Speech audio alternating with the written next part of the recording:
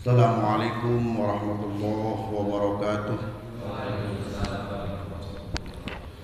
Alhamdulillahilladzi arsala rasulahu bil huda wa dinil haqq liyudhhirahu 'alad dini kullihi wa kafaa billahi shahida. Asyhadu an la ilaha illallah wahdahu la syarika lah wa asyhadu anna sayyidana Muhammadan 'abduhu wa rasuluh. Allahumma shalli wa sallim ala sayyidina Muhammadin wa ala alihi wa sahbihi ajma'in. Amma ba'du, fa ya ayyuhal hadirun ittaqullaha haqqa tuqatih wa la tamutunna illa wa antum muslimun. Puji dan syukur seraya kita panjatkan kehadirat Allah Subhanahu wa taala yang alhamdulillah atas kudrat dan iradatnya kita semua dapat hadir dalam pengajian rutin jihad ngaji ahad. Mudah-mudahan Allah memberikan keistiqomahan kepada kita sehingga kita terus bisa melaksanakan salah satu kewajiban, yaitu untuk mencari ilmu. Salawat dan salam semoga tercurah limpahkan kepada junjungan kita Nabi besar Muhammad sallallahu alaihi wasallam. Tak lupa kepada keluarganya, sahabatnya, para tabi'in, atba tabi'in, mudah-mudahan sampai kepada kita sebagai umatnya. Amin ya Allah ya rabbal alamin. Hadirin jamaah yang dimuliakan Allah Subhanahu wa taala, ternyata ketika Allah menginginkan kebaikan kepada kita, Allah tidak memberikan harta, Allah tidak memberikan jabatan, Allah tidak menambah wanita. Jadi tidak ada tahta, tidak ada wanita, tidak ada harta. Ternyata ketika Allah akan memberikan kebaikan kepada kita, Allah memberikan pemahaman dalam agama. Dalam sebuah hadis disebutkan, may yuridillahu bihi khairan. Apabila Allah menghendaki kebaikan kepada seseorang, maka yufaqihu fiddin, maka Allah akan memberikan kepahaman agama kepadanya. Seseorang yang paham ilmu pasti ada prosesnya. Tidak ujug-ujug paham tanpa mencari ilmu. Ingat, kalau dalam ilmu selain agama itu bisa otodidak. Ketika ditanya, Pak Parlin bisa enggak membetulin HP yang blank? Kata Pak Parlin bisa. Saya tanya, dari mana belajarnya Pak Parlin? Saya lihat di YouTube. Gak masalah. Waduh, ini hidroponiknya bagus ini. Bagaimana nih cara mengelolanya? Oh, saya lihat di Bank Google. Gak masalah. Nah, bagaimana dengan masalah agama? Boleh saja, tetapi memang harus ada tutornya, harus ada gurunya. Mengapa? Karena apa yang ada, informasinya itu terlalu banyak. Walaupun kita coba saja ketika menanyakan salah satu hukum, pasti kan artikelnya itu menurut ini bisa, menurut ini agak bisa, menurut ini bisa, dan lain sebagainya. Makanya memang perlu ada penengah, perlu ada seorang guru, yang guru itu menunjukkan. Hadirin jamaah yang dimuliakan Allah Subhanahu wa taala, kita tidak akan paham apabila tidak dibukakan oleh Allah pintu untuk mencari. Makanya yang disebut dengan bab untuk mencari ilmu. Kita hadir di sini oleh Allah sesungguhnya diberikan taufik dan hidayah, kita bisa mencari ilmu. Tetapi ketika kita hadir di majelis ilmu ini, belum tentu Allah memberikan kepahaman kepada kita. Nah, orang yang diharapkan, orang yang dikehendaki kebaikan oleh Allah, dikasih pertama pintu untuk mencarinya, yang kedua dikasih pintu untuk memahami agama Allah Subhanahu wa ta'ala. Apakah cukup sampai di sana? Tidak. Karena kita dalam ilmu itu tidak cukup paham. Tetapi apa selanjutnya yang harus kita lakukan? Yaitu kita harus beramal dengan ilmu yang kita ketahui. Apakah cukup kita beramal dengan ilmu tersebut? Tidak. Beramal pun tidak akan diterima oleh Allah apabila tidak dilalui dengan ikhlas. Makanya hadirin jamaah yang dimuliakan Allah Subhanahu wa ta'ala, mudah-mudahan Allah memberikan kepada kita tidak hanya membukakan pintu untuk mencari ilmunya, tetapi Allah juga membukakan pintu pemahaman kepada kita. Selain itu juga Allah membukakan pintu amal kepada kita. Selain itu juga Allah membukakan pintu ikhlas kepada kita, sehingga amal yang kita lakukan diterima oleh Allah Subhanahu wa ta'ala. Amin ya Allah ya Rabbal alamin. Hadirin jamaah yang dimuliakan Allah Subhanahu wa ta'ala, maka harus ada strategi-strategi yang harus kita buat, harus ada metode-metode yang harus kita susun.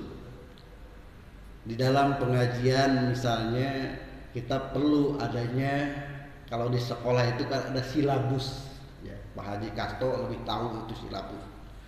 Kalau Pak Palin apa silabus sila abus, jadi bari sila oge abus ya. Kurikulum, kalau di kuliah ada juga yang disebut dengan SAP, apa SAP. Oh, SAP kan mau sholat katanya. Satuan acara perkuliahan. Wah, maka Pak Kasto udah guru, udah dosen dan lain sebagainya, tahulah. Yang lain juga insya Allah. Hadirin jamaah yang dimuliakan Allah Subhanahu wa ta'ala, maka memang penting sekali agar tidak ada kejenuhan di dalam membaca buku saja. Maka para ulama dulu mengajarkan agar tidak satu itu aja, perlu ada beberapa variasi begitu. Mengapa? Ketika kita jenuh membaca ini, maka akan membaca buku yang lainnya. Ingat, ini hanya buku, tidak diterapkan kepada hal yang lainnya. Kamu tidak diterapkan kepada yang lainnya ya. Ini bosan kata kamu. Enggak. Hadirin jamaah yang dimuliakan Allah Subhanahu wa ta'ala, maka di sini di hadis yang berikutnya dalam targhib wa tarhib itu dijelaskan tentang thalabul ilmi fardhatun ala kulli muslimin, bahwa mencari ilmu itu diwajibkan kepada siapa? Kepada kaum muslimin dan muslimat. Walaupun di teks hadisnya itu cukup fardhatun ala kulli muslimin, tapi ini sudah mencakup ketika mengatakan kulli ya, atau kullu. Muslimin itu pasti laki-laki dan juga perempuan. Mengapa mencari ilmu itu diwajibkan? Bagaimana batasannya? Yang pertama, mencari ilmu itu diwajibkan kepada kita agar kita tidak tersesat di jalan yang telah diberikan ruangnya oleh Allah Subhanahu wa ta'ala. Makanya dulu ada yang mengatakan al ilmu nurun. Ilmu itu cahaya. Kalau di kampung saya dengarnya al ilmu nurun, ilmu itu turun. Oh berarti langsung turun mah di bapak ke anaknya gitu.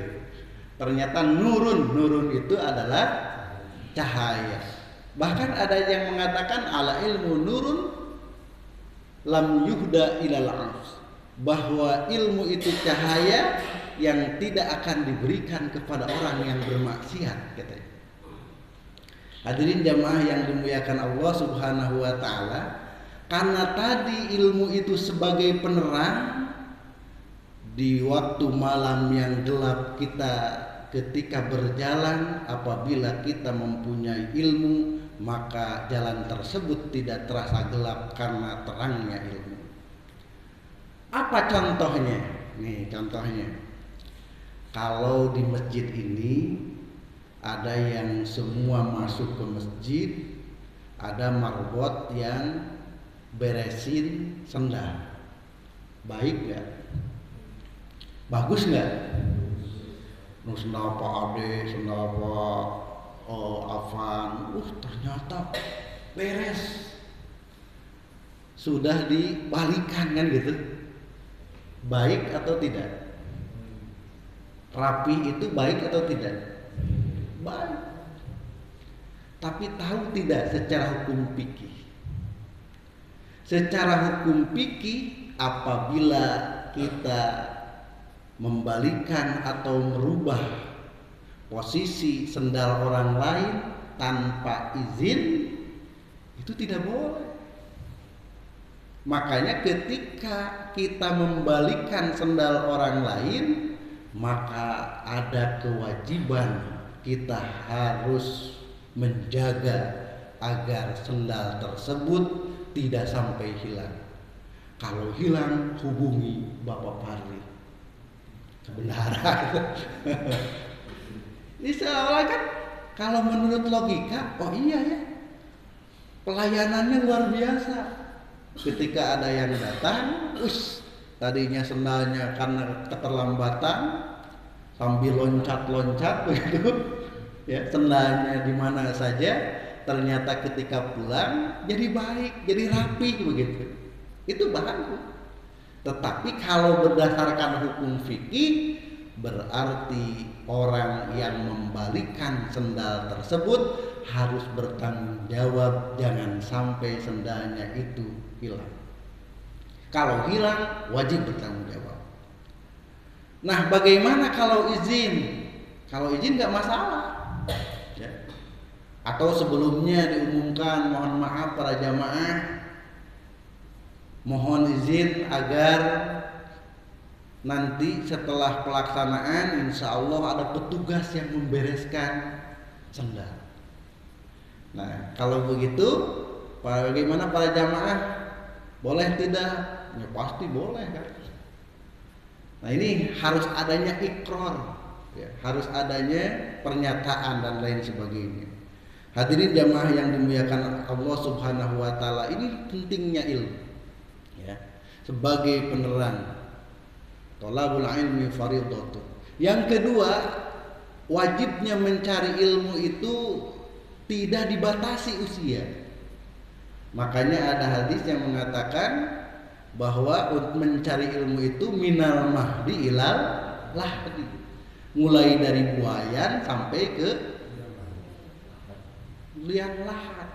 Karena memang pada prinsipnya manusia itu hanya mencari lubang. Berawal dari lubang, sudah gede neangan lubang, geus kolot diasupkeun kana lubang. Pangtariknya lamun masalahnya. Memang prinsipnya begitu gitu. Nah, tidak ada batasan usia.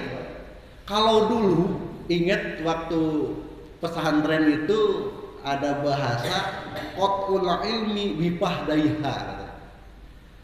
Jadi terputusnya mencari ilmu itu apabila sudah kadempet kedua paha. Ya kalau sudah nikah gitu. Kalau anak-anak sekarang waktu SD itu masih mau ngaji. Tapi kalau sudah SMP kado mungkuk pabalituk haram tempak pabalatak malehna tardaikeun ngaji. Ieu mah di lembur. Ari di kota mah geus diheula kitu teh. Jadi lamun geus aya SMP teh erek bisa teu bisa ngaji Quran teh. Ah, enggak mau, gengsi gitu. Nah, mengapa? Ini harus disiasati bahwa adanya klasikal. Karena 6 tahun berada di SD, dia itu sibuk sekolah, lalu ada pengajian halakoh riungan di majelis taklim atau di masjid, terkadang jenuh. Ya genep tahun Quran we terus, bari jeung teu ngarti-ngarti teh teh. Bari jeung teu bisa-bisa gitu. Bari jeung ayeuna bacaannya masih belepotan. Nah, makanya perlu ada peningkatan. Oh, sekarang mah tidak hanya Quran, tetapi diajarkan untuk materi yang lainnya. Ada klasikalnya. Nah, ini metode yang harus dilakukan agar anak-anak itu tidak jenuh tadi. Kalau dalam satu materi terus menerus, akhirnya akan ada kejenuhan, bisa mah teu daek mah bener daek, teu daek wae dina ngaji. Nah, hadirin jamaah yang dimuliakan Allah Subhanahu wa taala, jadi mencari ilmu itu tidak ada batasan umur. Nah, hari ini luar biasa. Ya. Sudah usia ada yang 40 tahun. Kalau saya kan 17 tahun sebelum Masehi. Zaman Firaun berarti. Nah, jadi 40 tahun, 50 tahun. Pak Haji berapa sekarang? 70, tapi masih seger. Ya. 70 tahun dan lain sebagainya. Ini sangat luar biasa. Nah, mudah-mudahan jangan sampai terputus. Karena ternyata orang yang akan diberikan kebaikan oleh Allah itu dipintukan pemahaman terhadap agama. Salah satu untuk pemahaman agama itu adalah hadir di majelis taklim gitu. Berarti Allah sedang memberikan kebaikan kepada kita ketika kita berada di majelis ilmu. Hadirin jamaah yang dimuliakan Allah Subhanahu wa taala. Pertanyaan yang ketiga dari hadis thalabul ilmi itu, ilmu apa saja yang harus kita pelajari? Tadi kenapa kita diwajibkan, yang kedua tidak ada batasan usia. Nah, yang ketiganya ilmu apa? Dalam Ta'limul Muta'alim dikatakan bahwa mencari ilmu itu yang paling utama adalah ilmu hal. Apa ilmu hal itu? Ilmu yang dipraktekkan langsung pada waktu itu. Mana? Yang pertama adalah ilmu tauhid. Ilmu untuk mengetahui zat Allah, asma Allah, af'al Allah. Ini sangat penting. Karena ada syair, awwal wajibin alal insani ma'rifatun ilaihi bistiqoni. Yang pertama wajib bagi manusia itu adalah mengetahui Allah dengan dalil-dalilnya. Makanya mengapa di Masjid Al-Hikmah ini dari dulu tiap malam Ahad ya, malam Ahad itu ada tafsir. Nah, disisipi pada malam Ahad ketiganya yaitu tauhid, karena ini penting. Jadi pamadegan kita, keyakinan kita harus sama dengan keyakinan Rasulullah Shallallahu Alaihi Wasallam tentang Allah Subhanahu Wa Taala, tentang iman kepada Allah, tentang iman kepada malaikat Allah, tentang iman kepada Rasul, tentang iman kepada kitab Allah, tentang iman kepada qada dan qadar. Ini harus sama. Makanya ilmu yang paling utama diawali, dipelajari adalah ilmu tauhid. Yang kedua, yang harus dipelajari itu adalah ilmu fikih. Mengapa kita harus belajar ilmu fikih? Karena dengan ilmu fikih kita akan terpandu dalam melaksanakan ibadah. Makanya yang paling penting di fikih pun ada fikih ibadah, ada fikih muamalah.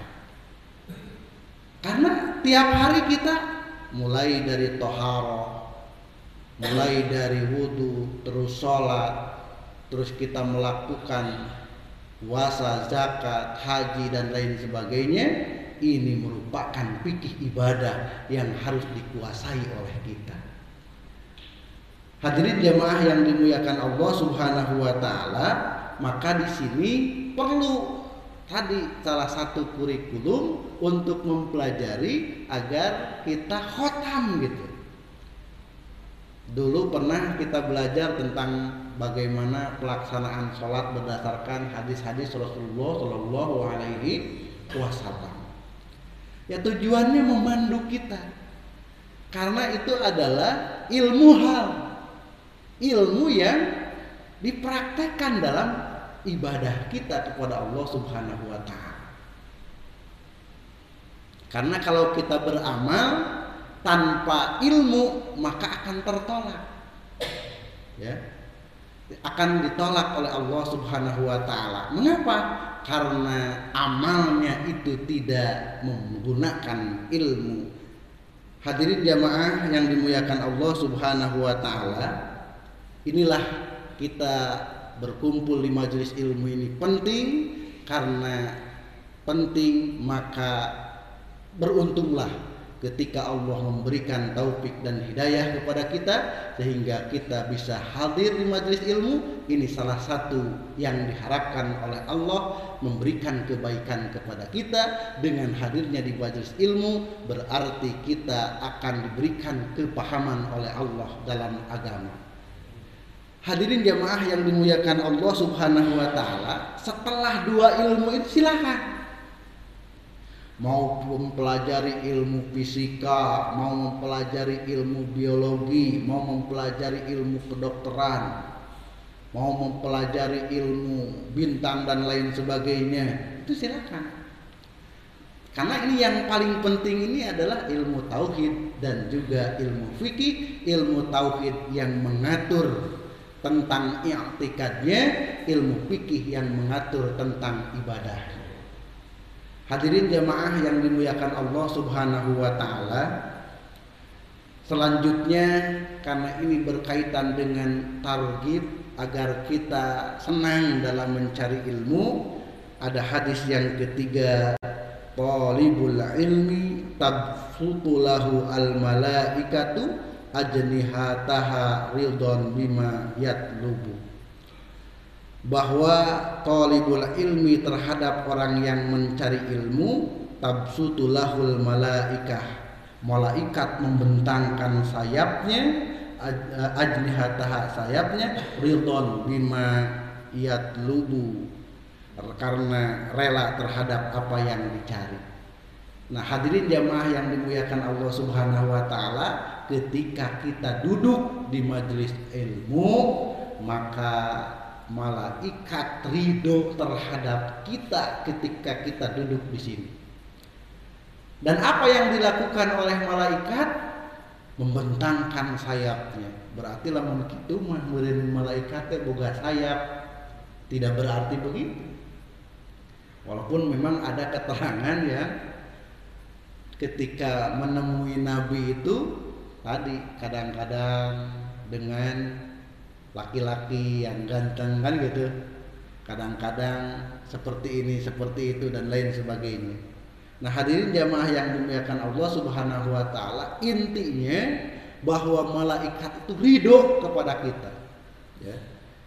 Ridho kepada kita sehingga apa yang kita lakukan ini ada dalam rahmat dan maghfirah Allah Subhanahu wa taala. Inilah keuntungan ketika kita berada di majelis ilmu, ketika kita mengaji, ketika kita mencari ilmu. Hadirin jamaah yang dimuliakan Allah Subhanahu wa taala, bahkan ketika kita meninggal pun dalam keadaan mencari ilmu itu, man ja'ahu ajaluhu, barang siapa yang kedatangan ajalnya, wa huwa yatlubu, sedangkan ia masih menuntut ilmu, laqiyallahu walam yakun bainahu wa bainan nabiyyina illa darajatun nubuwah, maka ia akan bertemu dengan Allah di mana tidak ada jarak dia dan antara nabi kecuali 1 derajat kenabian. Nah, jadi ini luar biasanya orang yang mencari ilmu itu, ketika meninggal dalam keadaan kita mencari ilmu, maka langsung akan bertemu dengan Allah nanti di yaumil qiyamah.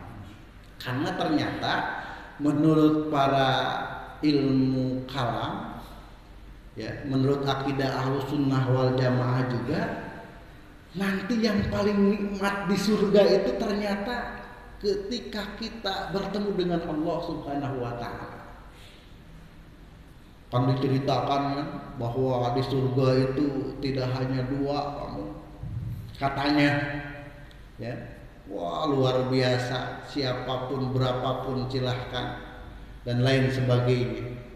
Tetapi ternyata kenikmatan-kenikmatan tersebut, pelayanan-pelayanan yang eksekutif tersebut tidak ada apa-apanya dibandingkan dengan bertemu dengan Allah Subhanahu wa taala.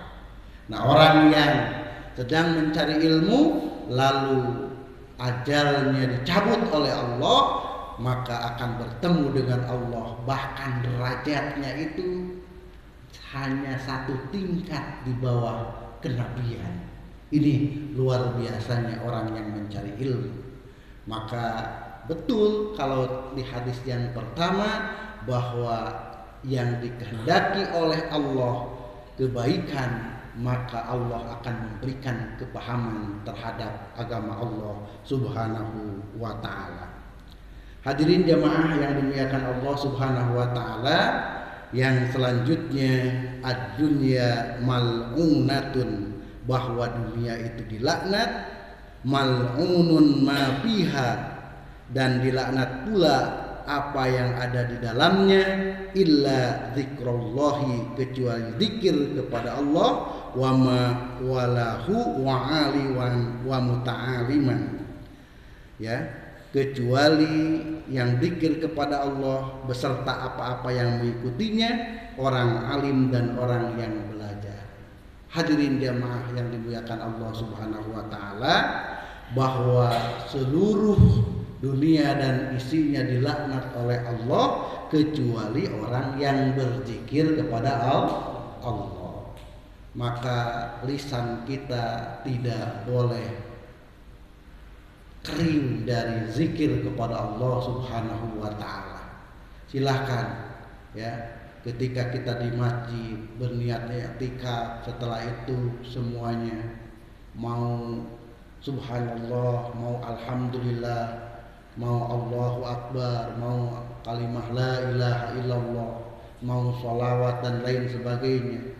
Silahkan, ya, jangan sampai kering bibir kita. Bahkan kalau dibandingkan dengan omongan kita, banyak omongan daripada zikir kita. Nah, ini karena semua dunia ini dilaknat oleh Allah. Bahkan nanti dunia ini la yanfa'u malun wala banun, tidak akan bermanfaat mal, harta, wala banun juga anak, illa man atallaha biqalbin salim, kecuali dengan hati yang selamat. Salah satu hati yang selamat itu adalah hati yang selalu berzikir kepada Allah Subhanahu wa taala. Maka kalau saya pribadi yang saya amalkan itu ya baca sholawat saja. Di setiap aktivitas itu Allahumma sholli ala sayyidina Muhammad atau Allahumma sholli ala Muhammad wa ala ali Muhammad. Silakan, ya, membaca sholawat kepada Rasulullah sallallahu alaihi wasallam, sehingga kita dikangenkan dengan adanya Rasulullah sallallahu alaihi wasallam. Ya. Dengan demikian mudah-mudahan kita bisa berziarah kepada Rasulullah Shallallahu Alaihi Wasallam. Mengapa? Karena dengan kita datang saja langsung terbayang bagaimana perjuangan. Kalau di sini kita mendengarkan ceramah kemarin sebulan Maulid Nabi, bahwa Nabi itu begini begitu dan lain sebagainya, tidak terasa getarannya itu, kurang terasa getarannya itu, ya. Tetapi ketika kita berziarah ke makam Rasulullah Shallallahu Alaihi Wasallam, maka getaran itu luar biasa hadir, ya, luar biasa ada dalam diri kita, ya. Hadirin jamaah yang dimuliakan Allah Subhanahu Wa Taala, tapi ayeuna mah kesempatan hese Pak Marlin. Jadi lamun ibadah umroh itu 30 juta hanya 3 jam ibadahnya. Lolobana di hotel ayeuna. Mending kewe lamun geus normal, ngan duka iraha normalna. Teu nya. Hadirin jamaah yang dimuliakan Allah Subhanahu wa taala, selain zikir ada lagi yang tidak dilaknat oleh Allah, itu adalah proses belajar mengajar. Jadi proses belajar mengajar ini tidak dilaknat oleh Allah. Justru proses belajar mengajar ini adalah proses yang diridhoi oleh Allah, bahkan malaikat pun ya memberikan doa, memberikan rahmat, maghfirah, berdoa kepada Allah agar kita semuanya diminta ampunkan oleh para malaikat kepada Allah. Sehingga kompensasinya apabila kita meninggal pun langsung bisa bertemu dengan Allah. Ini luar biasanya kita mengadakan majelis ilmu. Ini luar biasanya kita hadir di dalam majelis ilmu. Hadirin jamaah yang dimuliakan Allah Subhanahu wa taala, luar biasa berkaitan dengan apa yang kita lakukan. Mudah-mudahan apa yang kita lakukan ini dibarengi dengan hati yang ikhlas. Ya, saya yakin kalau bapak-bapak Al-Hikmah ini mendengarkan ceramah siapapun yang ceramahnya ini berlapang dada dan dibarengi dengan keikhlasan. Salah satu dari keikhlasan itu adalah keistiqomahan. Nah, mudah-mudahan kita semua berada di sini ada dalam hati yang ikhlas dan Allah memberikan keistiqomahan kepada kita sehingga kita bisa melaksanakan salah satu kewajiban, yaitu mencari ilmu, dan mudah-mudahan ilmu yang ada pada kita bisa kita amalkan. Hadirin jemaah yang dimuliakan Allah Subhanahu wa taala, rupanya tidak akan panjang lebar karena sesungguhnya ada kegiatan juga, ya, malam juga sampai jam 11 ada orientasi ke Al-Muhajirinan untuk para guru, karena kemarin itu 14 hari tidak melaksanakan disebabkan ada edaran dari Satgas Covid. Setelah 14 hari alhamdulillah sekarang sudah bisa terlaksana, itu juga dengan protokol kesehatan. Nah, mudah-mudahan kita di masa pandemi ini tetap bisa melakukan aktivitas, tapi mudah-mudahan kita terhindar dari virus COVID-19. Mengapa? Karena kita menginginkan panjang umur itu agar kita bisa beribadah kepada Allah. Bekal kita masih sedikit begitu, ya. Bekal kita masih sedikit. Mudah-mudahan ketika Allah mengambil nyawa kita, ketika kita dicabut nyawa kita, kita berada dalam husnul khotimah. Ya Allah biha, ya Allah biha, ya Allah bi husnul khotimah. Ya Allah biha, ya Allah biha, ya Allah bi husnul khotimah. Demikian, mudah-mudahan ada manfaatnya khusus untuk pribadi saya, umum untuk jamaah sekalian. Wallahul muwaffiq ila aqwamit thoriq. Wassalamualaikum warahmatullahi wabarakatuh.